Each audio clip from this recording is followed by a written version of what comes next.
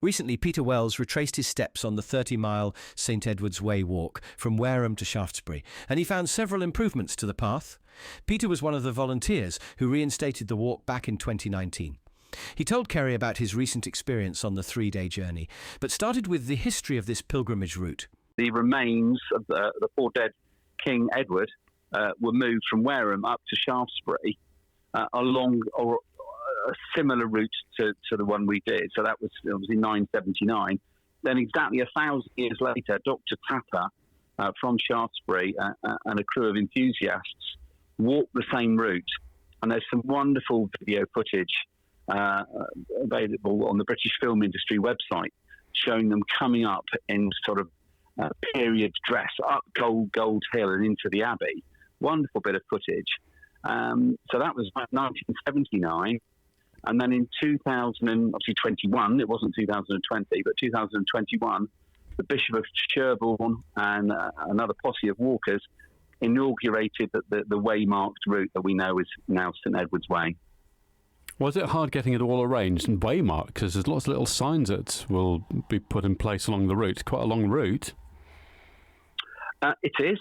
We had a team of us led by Sarah Jackson, and myself, a colleague Martin Hibbert, another colleague Rachel Diamond, and it's Rachel's drawing of King Edward's head on the little red discs. And we decided to split the route up between us. I recce'd the southern part, Martin recce'd the northern part.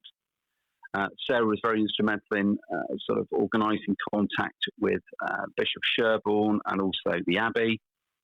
And Rachel obviously coming up with the design and sorted out all the pilgrimage element of the route. So between the four of us, we were quite an effective team getting it recce'd.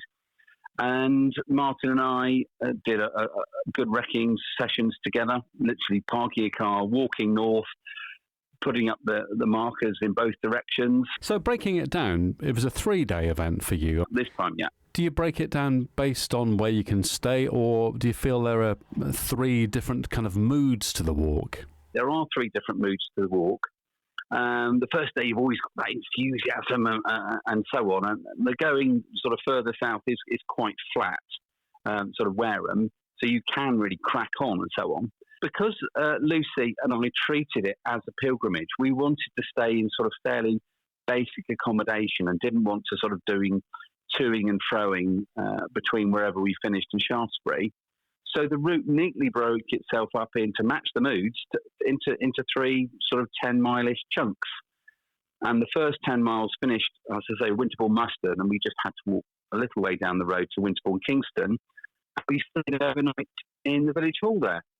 And a lovely lady called Karen organised it. She met us later on in the evening when we sort of keys handovers and bits and pieces. And we really felt that we were welcomed into the village. I get to bring onto the wood of the floor of the village hall. Lucy had a sort of fisherman's bed that was very comfortable for her. And then on the second night, we stayed in the church centre, Shillingstone, which is right next to the church in Shillingstone. Beautiful little place. And a lovely lady called Anne met us there. And very comfortable. That actually had some carpet. A lot of road on the last day, so the mood again changes, and it sort of heads down, and that's sort of we're nearly at the finish.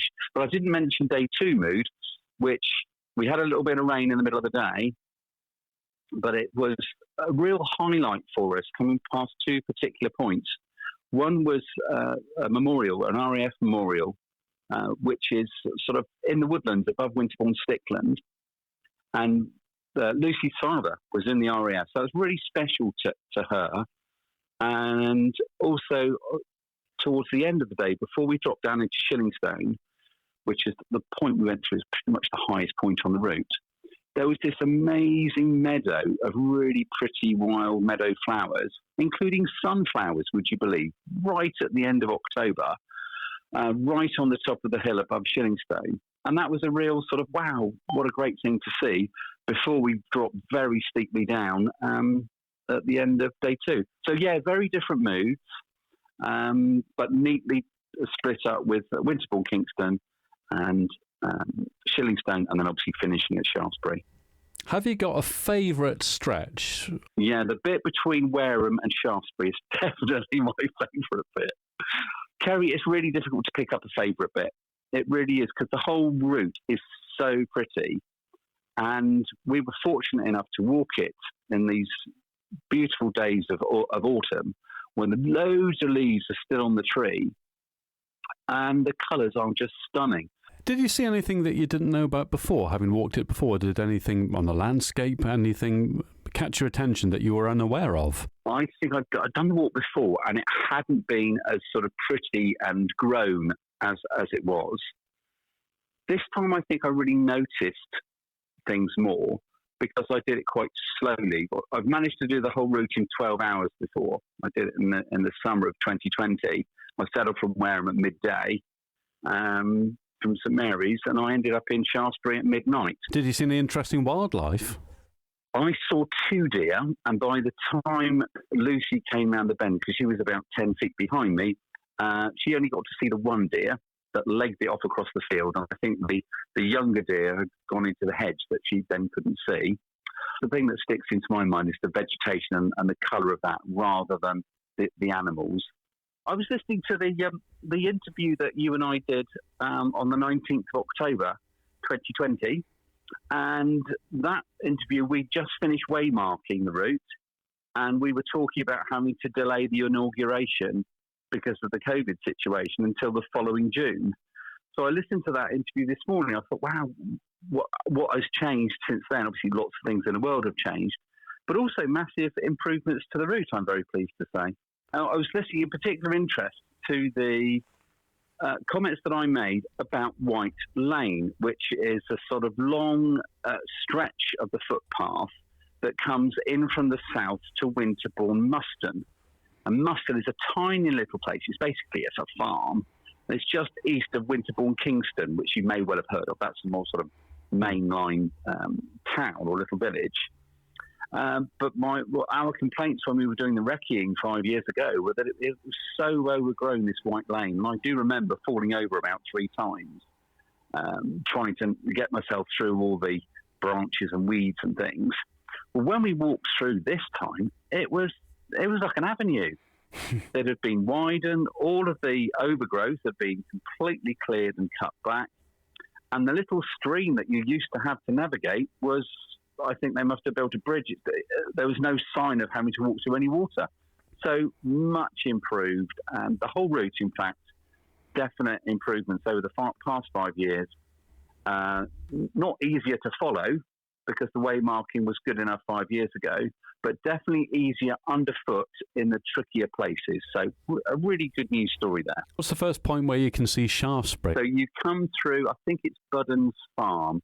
You know that amazing metal sculpture that's like in a cage on a very quiet lane? I can't remember the name that Lucy gave it, but I think it is basically sort of trying to describe how difficult it is to be a farmer. And I can't remember the name of the piece. So you walk along from there, you walk along some fields past this wonderful owl box, and you come into this farm. And as you go up the farm track onto Pitts Lane, there's Shaftesbury for the first time. And I took a photograph at the moment and I saw it. And it lifts your heart. You think, yep, that's the end point. It's still an hour or so away. And you have to walk away from it to begin with, actually. But it's there ahead of you, and that was a great feeling. So, yeah, but Budden's Farm, or round about that point on Pitts Lane. If somebody was considering doing the walk, what would you tell them now from your experience doing it many times? What do they need to know? Your best tip? Do it as a pilgrimage. And it was a great way of being on the route the whole time without having to involve a car. Peter Wells staying in village halls for a more authentic experience of the St Edward's Way walk between Wareham and Shaftesbury.